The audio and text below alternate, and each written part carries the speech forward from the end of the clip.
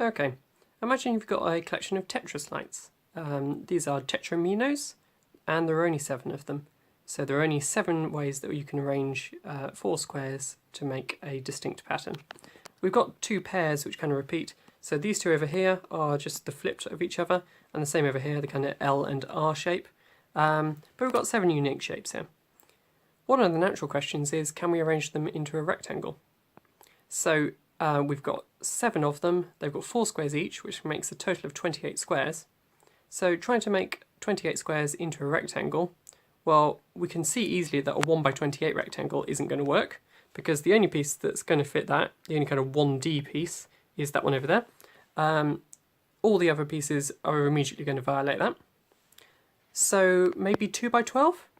Well, the only way that this one can fit into that would be using these ones, because the only way that we can get into these spaces here are these ones here. They're the only ones that are long enough.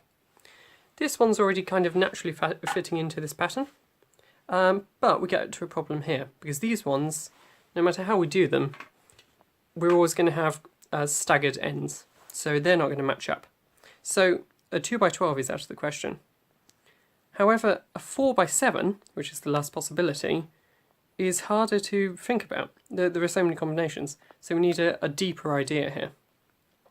The idea we're going to use is, if we divided the rectangle into a kind of checkerboard pattern of black and white squares, that means that there would be, for 28 squares in total, there would be 14 black squares and 14 white squares. If you imagine colouring each of the pieces, which I've done over here,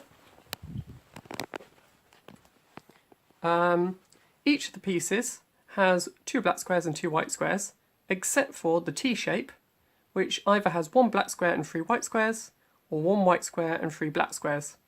So you can't have 14 blacks and 14 whites. You either have 15 and 13 one way or the other way, and so it's impossible. It's just a neat way of proving it. It's called parity. Cool.